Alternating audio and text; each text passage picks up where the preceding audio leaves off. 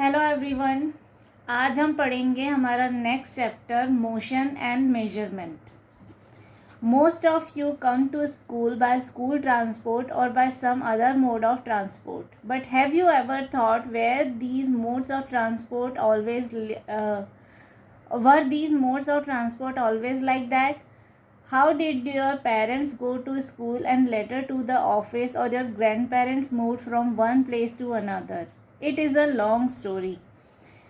अब आप सब लोग जैसे स्कूल जाते हो तो स्कूल के लिए आप कोई ना कोई मीडियम ऑफ ट्रांसपोर्ट लेते हो। या तो आप बस से जाते हो, या आप टू व्हीलर से जाते हो, या आप वैन से जाते हो, या आप ऑटो रिक्शा से जाते हो। लेकिन कभी आपने सोचा है कि क्या ये ट्रांसपोर्ट हमेशा ऐसे ही था?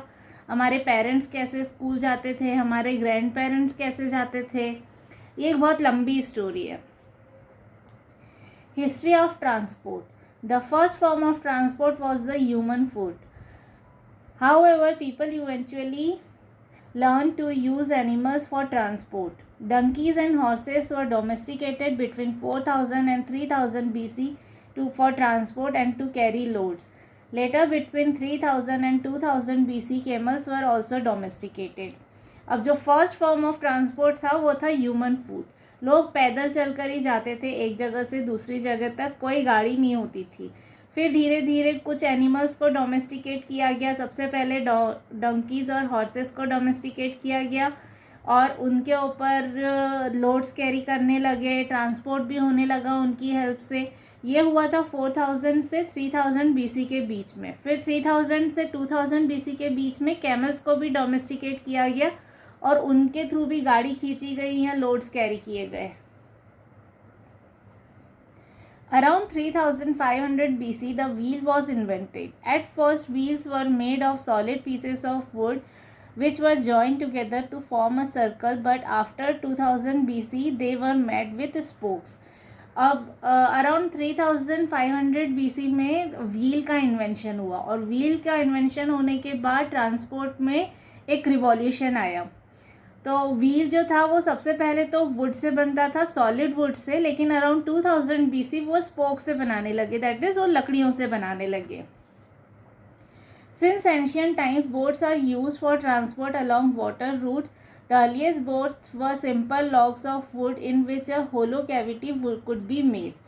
अब शुरू से ही बोट्स यूज़ होती थी ट्रांसपोर्ट के लिए, लेकिन पहले बोट्स कैसी बनती थी? एक लकड़ी का मोटा सा टुकड़ा लेते थे, एक बड़ा सा, और उसको होलो कर देते थे ताकि उनके बैठने की जगह बन जाए. बस वही बोट होती थी. About 3100 BC, the Egyptians invented the sailing boat. They were made of bundles of papyrus reeds tied together. About 2700 BC, the Egyptians began using wooden ships for trade by sea. Early ships were steered by a long oar. अब 3100 BC के around Egyptians जो थे, मतलब जो Egypt में रहने वाले लोग थे, उन्होंने सेलिंग बोट को इन्वेंट किया. सेलिंग बोट ऐसी होती है जिसमें ऊपर ये सेल लगा रहता है, जो जिससे हवा की हेल्प से बोट जो है वो सेल हो पाती है. और ये जो सेल होते थे ये पेपिरस ट्रीज के रीड्स को एक साथ बांध के और वो लगाया जाता था और उसकी हेल्प से बनाई जाती थी. और अराउंड 2700 BC में उन्होंने वुडन शिप्स को इन्वेंट किया जिसमें वो बड़ा ओर यूज़ करते थे. और जिससे अपन बोट चलाते हैं. Activity 1. In which city of India we still find tram? Find out the company which used to run it earlier and who takes care nowadays. How does it operate?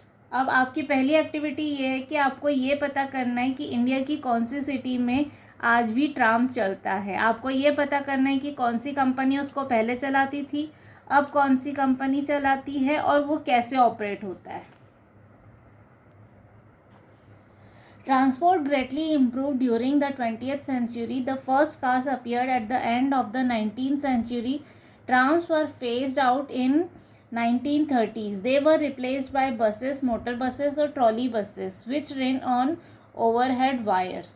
अब transport जो था उसमें एक बड़ा revolution आया 20th century में, और 19th century के एंड में फर्स्ट कार अपीयर हुई थी.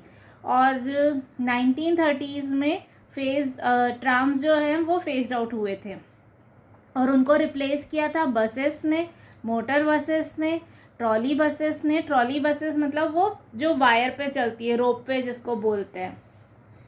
A completely new form of transport began in 1919. Aeroplanes began carrying passengers between London and Paris. The first aeroplane flight in Britain was made in 1908.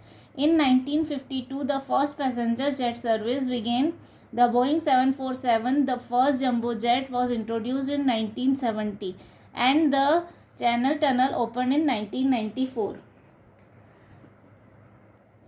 उसके बाद एक नया form of transport आया, Airways.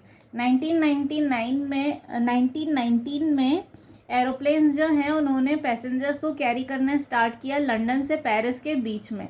जो first aeroplane जो है fly हुआ था 1908 में, और 1952 में first passenger jet service start की गई थी, बोइंग 747, और फर्स्ट जंबो जेट जो है वो इंट्रोड्यूस हुआ था 1970 में, और चैनल टनल जो है वो ओपन हुआ था 1994 में। Activity 2, find out who were Wright brothers, why are they famous, which mode of transport did they invent, prepare a report on their work. अब सेकेंड एक्टिविटी में आपको एक रिपोर्ट बनानी है जिसमें आपको ये पता करना है कि राइट ब्रदर्स कौन थे, वो क्यों फेमस हैं, और उन्होंने कौन सा मोड ऑफ ट्रांसपोर्ट जो है वो इन्वेंट किया था। Need to measure distance. Do you know how far is your home from school? Do you know the distance between Earth and the Sun? To know the total time of travel and the mode of transport to use, we need to measure the distance. How can we measure a distance? To measure a distance, we need a unit and see how many times we have to repeat that unit between the 2 points of that distance. For example, if you want to measure the distance between the gate of your school to the classroom, then the unit to measure this distance could be meter or kilometer. Long back, people use body parts such as a cubit, footstep, handspan. These measurements are still used for rough measurement. अब हमको distance measure करने की ज़रूरत क्यों होती है? ताकि हम बहुत सारी चीज़ों को पता कर पाएँ। जैसे अगर क्या आपको पता है कि आपके घर से स्कूल का डिस्टेंस कितना है, क्या आपको पता है अर्थ से सन के बीच का डिस्टेंस कितना है, तो ये डिस्टेंस पता करने के लिए हमको कुछ मेजरमेंट्स की ज़रूरत होती है। अब पहले के टाइम पे मेजरमेंट्स कैसे यूज़ होते थे? बॉडी पार्ट्स को यूज़ किया जाता था। फॉर एग्जांपल, हाथ की लेंथ कितनी है, या फिंगर टिप से लेकर आपकी एल्बो तक की लेंथ कितनी है। जैसे हाथ की लेंथ को बोला जाता था हैंड स्पैन, जो आपकी लिटिल फिंगर है और जो थंब है उसके टिप्स के बीच का जो डिस्टेंस होता है उसको बोला जाता है हैंड स्पैन। और आपकी मिडिल फिंगर का जो टिप है वहाँ से लेकर आपके एल्बो तक का जो डिस्टेंस होता है उसको बोला जाता है क्यूबिट। और एक कदम में आप कितना चलते हैं उसको बोला जाता है फुट स्टेप। तो इस तरह से जो है वो मेजरमेंट्स यूज़ किए जाते थे। We cannot depend on the above mentioned units because the handspan in the length between the tip of the thumb and little finger, which may vary from person to person. Similarly, a cubit is the length between the elbow and the tip of middle finger, which also cannot be same for every person. अब ये जो measurement है इनको आप rough measurement के लिए तो use कर सकते हो, लेकिन हर पर्सन का अलग अलग होता है। किसी का हाथ छोटा होगा, किसी का हाथ बड़ा होगा, किसी के पैर छोटे होंगे, किसी के पैर बड़े होंगे। तो ये मेजरमेंट जो है पर्सन टू पर्सन चेंज हो जाता है।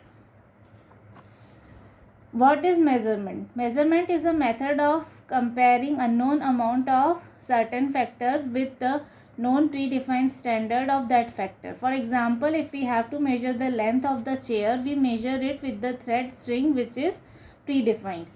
अब मेजरमेंट क्या होता है?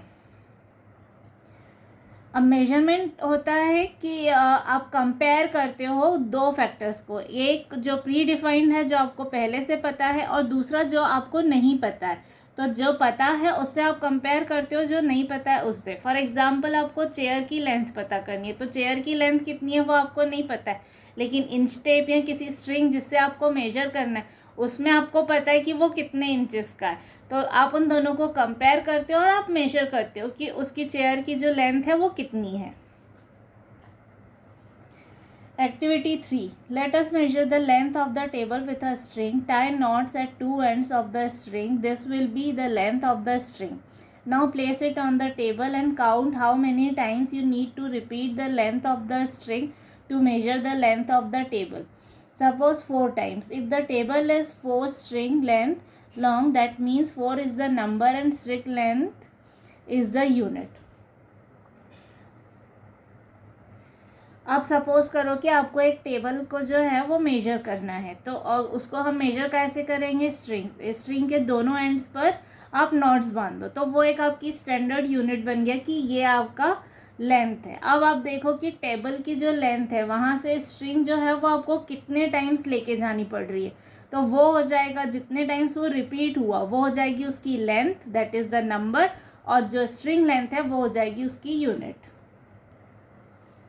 अब मान लो कि ये जो है ये आपका टेबल लेंथ है, टेबल टॉप है, ये इसकी लेंथ है यहाँ से लेकर यहाँ तक, और ये जो है ये हमारी स्ट्रिंग है जिस पे हमने नॉट बांध दिया, तो यहाँ से यहाँ तक इसकी लेंथ है। अब ये कितनी टाइम्स रिपीट होगी? फॉर एग्जांपल ये यहाँ से यहाँ तक एक बार आएगी, फिर यहाँ से यहाँ तक 2 बार, फिर यहाँ से यहाँ तक 3 बार, यहाँ से यहाँ तक ये 4 times, 5 times, 6 times, 7 times, 8 times and 9 times या 10 टाइम्स। जितनी भी टाइम्स अगर आपकी आएगी उतना आप काउंट कर लोगे कि ये कितनी टाइम्स आ गई, तो इसकी लेंथ जो है वो हम क्या बोलेंगे? इसकी लेंथ हो जाएगी 9 strings.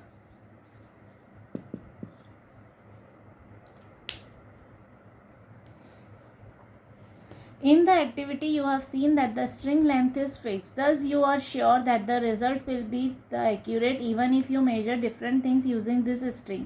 However, there are certain units which may not be accurate. For example, if you measure the distance of your classroom using the footsteps, cubit and handspan along with your friends, you will notice that the result vary. The footsteps, cubits and handspan are unreliable as they vary from person to person. अब जैसे आपने ये activity की, इसमें आपने string से major किया। अब आपको पता है कि स्ट्रिंग की लेंथ जो है वो फिक्स्ड है, और इस स्ट्रिंग से कोई भी पर्सन मेजर करेगा, चाहे आप मेजर करो, चाहे आपका कोई फ्रेंड मेजर करे, चाहे आपके पेरेंट्स मेजर करे, वो सबके लिए लेंथ जो है हमेशा वो सेम ही आएगी। लेकिन अगर हम डिफरेंट मेथड्स यूज़ करते हैं, फॉर एग्जांपल हम फुटस्टेप्स से मेजर करते हैं, या क्यूबिट से मेजर करते हैं, या हैंडस्पैन से मेजर करते हैं, तो वो सबका अलग अलग होता है। किसी का हाथ छोटा होगा, किसी का हाथ बड़ा होगा, किसी के फुटस्टेप्स छोटे होंगे, किसी के फुटस्टेप्स जो हैं वो बड़े होंगे, तो उसकी वजह से जो लेंथ जो है वो चेंज हो जाएगी, मेजरमेंट्स जो हैं वो चेंज हो जाएंगे। इसके लिए आप दूसरी एक्टिविटी करके देख सकते हो कि अपने क्लासरूम में आप 4 या 5 फ्रेंड्स जो हैं अपने क्लासरूम की लेंथ जो है उसको मेजर करो अपने फुटस्टेप से, तो आप ये नोटिस करोगे कि सबका जो है अलग अलग आ रहा है। किसी का 14 फुट आएगा, किसी का 15 फीट आएगा, किसी का 16 फीट आ सकता है, किसी का 13 फीट आ सकता है, तो सबका जो है वो अलग अलग आएगा क्योंकि सबके बॉडी पार्ट्स जो हैं वो अलग अलग होते हैं। Now activity 4। अब एक्टिविटी 4 में आपको वही एक्टिविटी करनी है कि अपने क्लासरूम को अपनी क्लासमेट्स के साथ मिलकर आपको मेजर करना है। आप एक चार्ट बनाइए जिसमें आप अपने क्लासमेट्स के नाम लिख दीजिए और यहाँ पे नंबर ऑफ़ फुटस्टेप्स लिखिए, और फिर ये ऑब्ज़र्व कीजिए कि क्या सबके लिए वो मेजरमेंट सेम आता है या अलग अलग आता है।